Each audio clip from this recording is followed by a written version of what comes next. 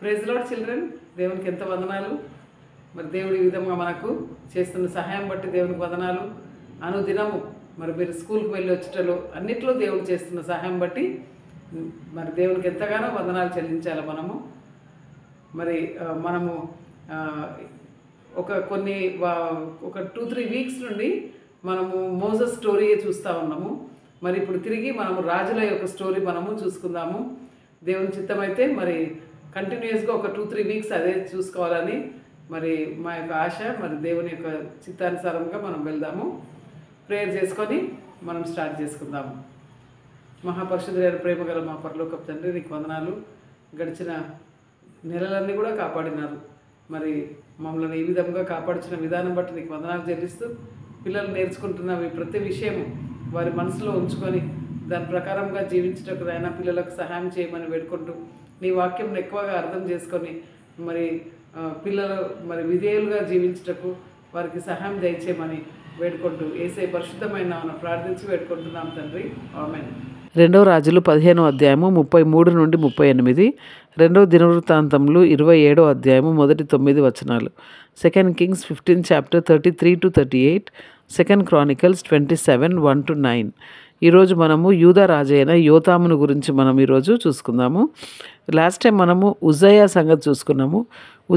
యూదా రాజు అయిన ఉజ్జయ ఏ విధంగా ఆయన ఫస్ట్ చాలా మంచిగా పరిపాలించిండు. కానీ ఎప్పుడైతే ఆయన గ్రేట్ అయిపోయిండో, ఎప్పుడైతే దేవుడు ఆయనకు సహాయం చేసి అతను గ్రేట్గా అభివృద్ధి పొందిండో, అప్పుడు అతని లోపలికి గర్వం వచ్చింది అని చూసుకున్నాం. ఆ గర్వం ద్వారా ఆయనకు కుష్ఠరోగం అనేది వచ్చింది అని మనము చూసుకున్నాము. అదే కుష్ఠరోగంతో అదే విధంగా చనిపోయిండు. అతను చనిపోయిన తర్వాత అతని కుమారుడైన జోతాము అనే వ్యక్తి మరి ఇప్పుడు యూదా దేశంను పరిపాలిస్తున్నాడు. సో జోతాం యొక్క తల్లి పేరు జెరుషా. సో జోతాం తండ్రి పేరు ఉజ్జయ, తల్లి పేరు జెరుషా. ఈ జెరుషా కూడా మరి మంచి వ్యక్తిగా మనం చూస్తున్నాం, దేవుని బిడ్డ కాబట్టి ఆమె కుమారుని దేవుని మార్గాలలో నడిపించింది అని మనము చూసుకుంటున్నాం. మరి ఉజ్జయ యొక్క తల్లి కూడా జెకొలయ అని, మరి ఉజ్జయ యొక్క తండ్రి అయిన అమజ్యా ఆయన యొక్క తల్లి కూడా జెహోయదన్ అనేసి, అంతేకాకుండా జోయాష్ యొక్క తల్లి కూడా జిబయ అని. కాబట్టి వీళ్ళందరి యొక్క తల్లులు మరి దైవికమైన తల్లులు కాబట్టి వీళ్ళు పిల్లలు మరి దేవుని మార్గాలలో వారు నడిచిండ్రు అనమాట మొట్టమొదలు. కానీ తర్వాత వారు పెద్దవారు అయిపోయాక వారి ఇష్టానుసారంగా నడిచిండ్రు అనుకోండి. కానీ మొట్టమొదలు మాత్రం వాళ్ళు దేవుని మార్గాలలో నడిచిండ్రు, దేవుని దృష్టిలో సరియైన చేసిండ్రు అని మనం చూసుకున్నాం. జోయాష్ యొక్క ఫాదర్ ఏహజయ, ఆయన యొక్క తల్లి మాత్రం అతలియా అని మనము చూసుకున్నాం. అతలియా మాత్రం వికెడ్ ఉమెన్ అని చూసుకున్నాం. కాబట్టి అహజయ కూడా మరి సరి అయింది చేయలేదు దేవుని దృష్టిలో. మరి ఆ విధంగా మరి ఆయన చంపబడ్డాడు. అంతేకాకుండా మరి ఆయన యొక్క కుమారుడైన జోయాష్ ఆయన యొక్క కుమారులను కూడా మరి ఆయన యొక్క తల్లి చంపేసింది అని కూడా మనము చూసుకున్నాం మనం ఇంతకుముందు. సో మనము ఇక్కడ ఒక లెసన్ చూసుకుంటున్నాము. మరి తల్లి మరి దైవికంగా ఉంటే పిల్లలు కూడా దైవికంగా ఉంటారు అని మనం ఇక్కడ చూసుకుంటున్నాం. కాబట్టి మీ తల్లుల కొరకు, మీ తండ్రుల కొరకు ప్రార్థన చేయండి. దేవుని మార్గాలలో ఉంటే మీరు కూడా దేవుని మార్గాలలో అయితే ఇప్పుడు జోతాం మరి ఆయన 25 years ఉన్నప్పుడు ఆయన యొక్క పరిపాలన స్టార్ట్ చేసిండు అనమాట. ఆయనకు 25 years ఉన్నప్పుడు ఆయన ఫాదర్ చనిపోయిండు కాబట్టి ఆయన ఆ యొక్క థ్రోన్ మీద కూర్చోవాల్సి వచ్చింది అనమాట. సో 25 years నుండి ఆయన 16 years పరిపాలించాడు అనమాట. యూదా దేశం మీద 16 years పరిపాలించాడు. కేవలం ఆయన అంటే దాని అర్థము 41 years అనమాట ఆయనకు ఉండే. మరి ఆ టైంలో మరి ఆయన చనిపోయిండేమో మనకు తెలియదు. 41 yearsకే దేవుని వాక్యంలో చూస్తే అదే విధంగా మనకు కనిపిస్తుంది. మరి అయితే ఆయన దేవుని దృష్టిలో సరైన చేసిండు. కానీ ఆయన కొన్ని మరి ఉన్నత స్థలంలో అంటే ఎక్కడైతే మరి ఈ అన్య దేవతలకు పూజిస్తున్నారో అవి మాత్రం ఆయన తీయలేదంట. ఆయన తీయలేదు కాబట్టి ఆ దేశం అంతా కూడా చాలా మరి కరప్ట్ అయిపోయినారు అనమాట. అంటే వాళ్ళంతా కూడా దేవునికి దూరంగా వెళ్ళిపోయినారు. ఈయన దేవుని దృష్టిలో కరెక్ట్గానే ఉండే, కానీ మరి ఆయన ఎవరి మీద అయితే పరిపాలిస్తున్నారో వాళ్ళు సరిగా లేకుండా అన్నమాట. ఆ యొక్క యూదా దేశం అంతా కూడా కరప్ట్ అయిపోయింది అని మనము చూడగలము దేవుని వాక్యంలో. మరి జోతాం మరి దేవుని యొక్క మందిరం యొక్క మరి ఆ యొక్క ఉన్నత గవిని అంటే హై గేట్ను ఆయన బిల్డ్ చేసిండు అనమాట. అంతేకాకుండా యూద పర్వతముల మీద ఎన్నో పట్టణాలు కట్టించిండంట. అంతేకాకుండా అక్కడ ఉండే అడవులలో కూడా ఎన్నో గోపురాలు కట్టించిండంట. అంతేకాకుండా అమ్మోను రాజు అతనికి విరుద్ధంగా ఆయన యుద్ధానికి వచ్చినప్పుడు మరి జోతాం ఆయన మీద మరి గెలిచిండు అనమాట. ఆయన యుద్ధానికి వచ్చినప్పుడు గెలిచిండు.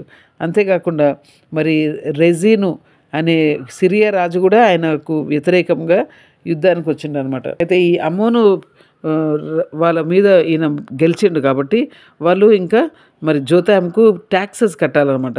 ఎన్నో విధాలుగా ట్యాక్సెస్ కట్టిండ్రు.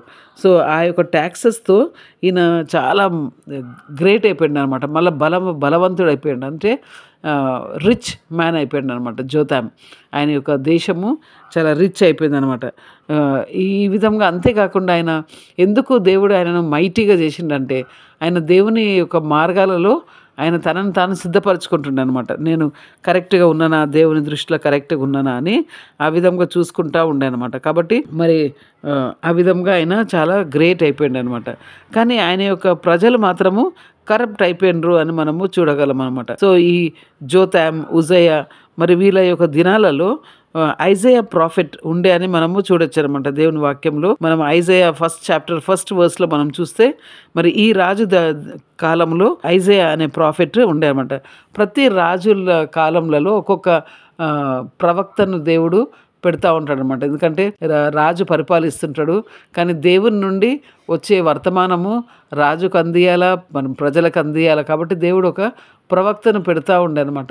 మరి వాళ్ళ చేతులలో దేవుని యొక్క వాక్యము ఈ విధంగా మన చేతులలో ఉన్నట్లు బైబిల్ సంపూర్ణంగా వాళ్ళ చేతులలో లేకుండే. కాబట్టి దేవుడు వాళ్ళకు ప్రత్యేకంగా వాళ్ళతో ప్రత్యక్షంగా మాట్లాడి మరి ఈ విధంగా చెప్పిస్తుండే అనమాట. ఒక ప్రాఫిట్ ద్వారా వాళ్ళకు చెప్తా ఉండే అనమాట. సో మనము యెషయా గ్రంథము మొదటి 5 అధ్యాయాలలో మనం చూస్తే ఏ విధంగా యూదా దేశము ఎంత పాడైపోయిందో మనము చూడగలం అనమాట. ఐజయా 1:3లో కూడా చూస్తే మనము మరి తన ఎద్దు కంటే తన ఓనర్ తెలుసంట. మరి గాడిదకు తన స్వంత వాని దొడ్డి తెలుసంట. కానీ మరి యూదా ప్రజలకు మరి దేవుడు వాళ్ళ యొక్క కాపరి అయిన దేవుడు వాళ్ళకి తెలియదు అనే విషయం మనకు అక్కడ చూస్తూ ఉంది. మరి మీ పాపములు ఎంతగా అంటే అంత భయంకరంగా ఉన్నాయి. పాపములు చాలా భయంకరంగా ఉన్నాయి. కాబట్టి మనల్ని మనం చూసుకుందాం. మరి ఒకవేళ మీ పాపములు అంత భయంకరంగా ఉంటే వాటిని తెల్లగా చేస్తా, నేను నా దగ్గరికి రండి అనే విషయాలు దేవుడు ఎంతో చక్కగా వాళ్ళతోని మాట్లాడిండు అనమాట.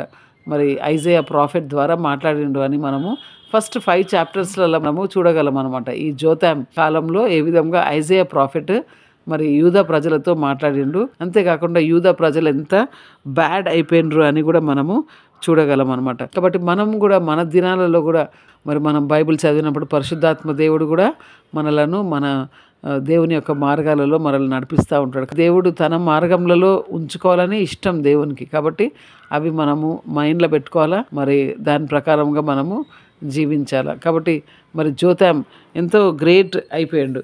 అయిన తర్వాత ఆయన మరి చనిపోతాడు అనమాట. ఇంకా మరి ఆయన ఏ విధంగా చనిపోయాడు అనే విషయం మనకు తెలియదు. దేవుని యొక్క వాక్యంలో అవన్నీ కూడా మరి డీటెయిల్స్ లేవన్నమాట. కానీ ఆయన మాత్రం లాస్ట్కి అయినా కానీ మరి దేవుని యొక్క మార్గాలలో ఆయన తనను తాను సిద్ధం చేసుకున్నాడు అనే విషయం మనము చూడగలం అనమాట. కాబట్టి తర్వాత జోతాం చనిపోయిన తర్వాత మరి ఆయన కుమారుడు పరిపాలిస్తాడు. ఏహాజ్ అని ఆహాజు రాజు పరిపాలిస్తాడు. ఆయన గురించి మనము నెక్స్ట్ మనం చూసుకుందాము. అంతవరకు దేవుడు మనకు సహాయం చేయను గాక.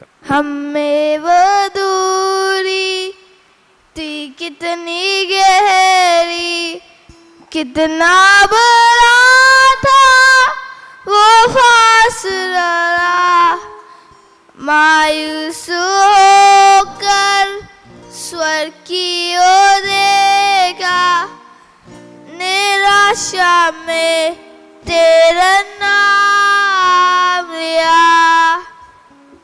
अंधकार जाकर तेरी हो मोहब्बत से तूने भर दिया, पूरा हुआ सब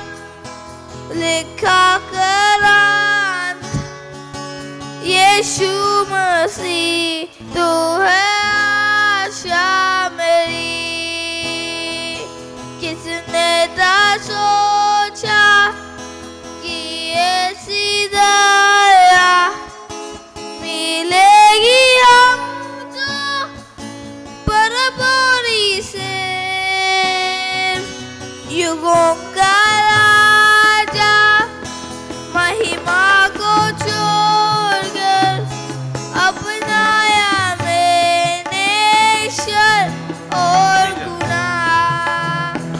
क्रूस से मैं पाई है माफी, मैं उनका से राजा। सुंदर मसीहा अब मैं उजेड़ा, यीशु मसीह तू है आशा मेरी। हालेलुया प्रभु तेरी स्तुति हो। हालेलुया तूने राया मृत्यु को, तूने रोरी हर संजीत, तेरे नाम है रिहाई यीशु मसीह तू है आशा मेरी। हालेलुया प्रभु तेरी स्तुति हो। हालेलुया तूने राया मृत्यु को, तूने तोड़ी हर संजीत, तेरे नाम है रिहाई यीशु मसीह तू है आशा मेरी। आई वो सुबह वादा बुरा हुआ, बेजान शरीर में फिर सांसें ली। खामोशी में से वादा पुकारा, कुब्र तेरी जीत है कहा। आई वो सुबह वादा बुरा हुआ, बेजान शरीर में फिर सांसें ली। खामोशी में से वादा पुकारा, कुब्र तेरी जीत है कहा। हालेलुया प्रभु तेरी स्तुति हो। हालेलुया तूने राया मृत्यु को, तूने तोड़ी हर संजीत, तेरे नाम है रिहाई यीशु मसीह तू है आशा मेरी। हालेलुया प्रभु तेरी स्तुति हो।